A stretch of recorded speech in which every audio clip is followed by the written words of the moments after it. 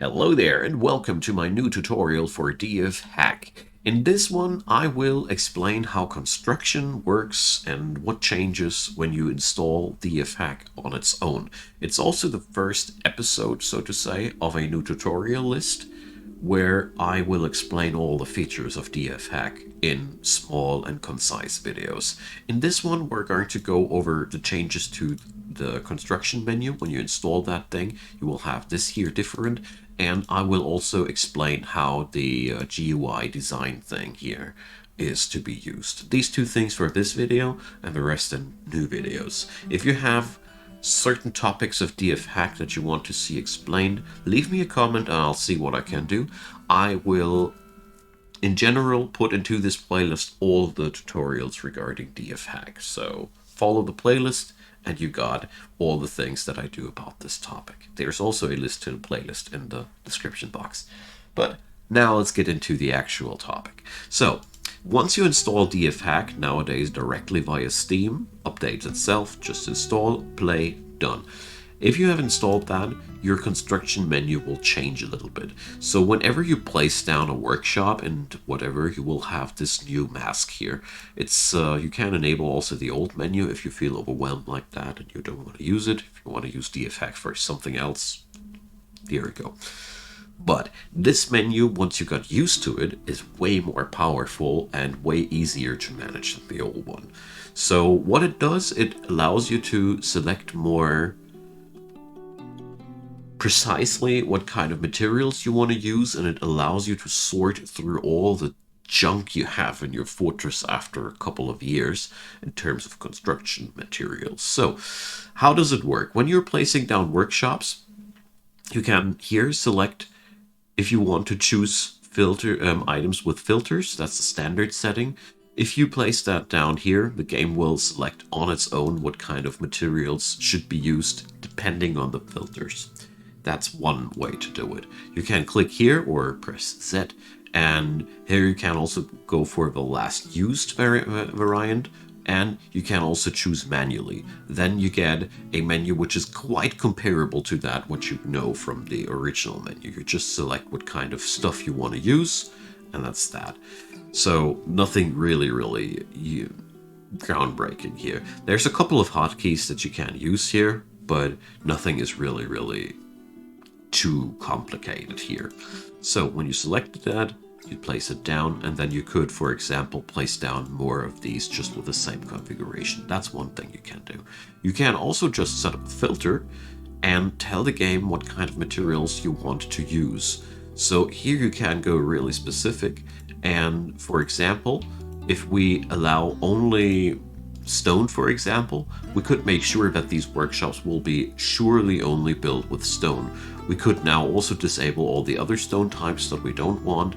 It's basically specifying the materials that you want to use in a more industrialized way, basically.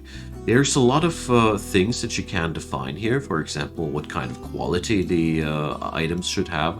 Here it is not that important, but for example, if you'd be placing down traps or other constructions where quality matters, this slider here allows you to specify that only parts of a certain quality are allowed to be used. Really useful stuff, because this allows you to configure a lot of things more specifically. And the usage should be pretty clear. You just tell the filter what kind of items are allowed, and if you tell the filter that only one specific thing should be allowed, you can also hide unavailable things. This makes everything more less convoluted here. It's my personal favorite.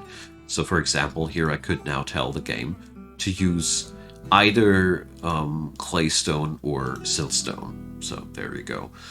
You can also specify global settings. So if you want, for any reasons, that metal bars are not going to be used here anyway, you can set this up like that. Or disable boulders, because you don't want people to haul boulders along, because you're a person who's making sure that there's blocks of everything. So disable locks and boulders. So there's a lot of things how you can adapt that to your own liking. I think I don't need to go for extra explanations. Also here, decorated only.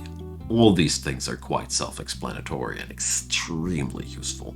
So the moment you have set up a filter like that, you can now edit that filter, and then if you go for that, it'll choose items according to those filters, or you do it manually. All right, that's pretty much how you can use the construction menu for all of these parts. It's really cool because this way it's for me a lot easier to place down a lot of things.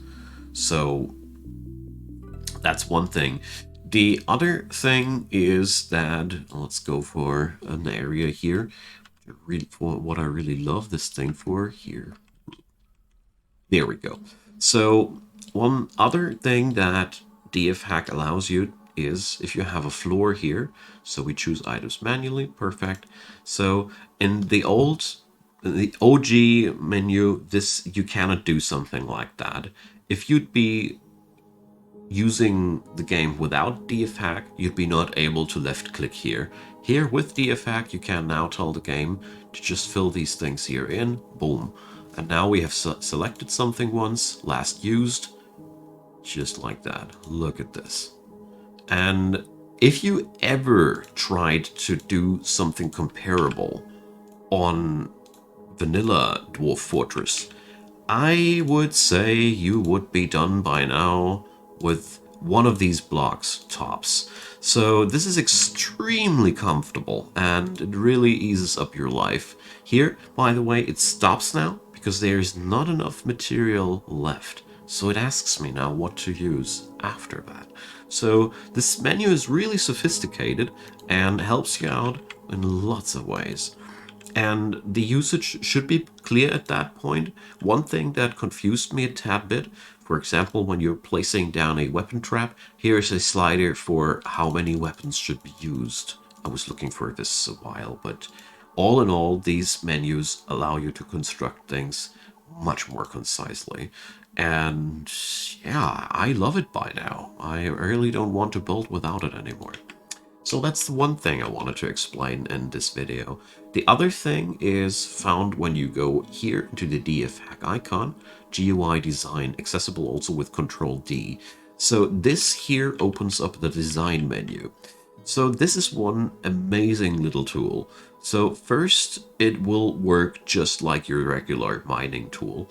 Here you can now select what kind of shape should be used. We're used to that rectangle. Let's select an ellipse. So what will happen now is the game will now use this ellipse here. Or want some rows, want some diagonals. You can do a lot of different shapes here with that little tool here. And this is extremely useful in so many ways. And it doesn't stop here. You can also tell the game to use some other modes here. So you could now, for example, place stairs like that. Ever wanted to place elliptical stairs? Now you can do that quite easily even. Or you can even build things here. So building menu. You select what should be used as an outer tile and what should be used as an inner tile. And just like that, let's place it down. Oh, well, we need an open space. Let me fetch one here. So it's a quick demonstration. Here you go. A quick roundish structure. And you can do many, many things with that design tool. And you don't need to go too deep with that. So there's also down here shape settings. So every shape comes with different settings, of course. So the line, there's thickness that you can decrease or increase, of course. And every shape has a few configurations there that you can experiment with. I don't think I need to explain them all. They're pretty easily understandable. The only thing that I didn't make, that I wasn't able to make sense of was the transform menu. Please, if somebody knows how to use that, enlighten me in the comment section. I was playing around it for 15 minutes until I lost interest.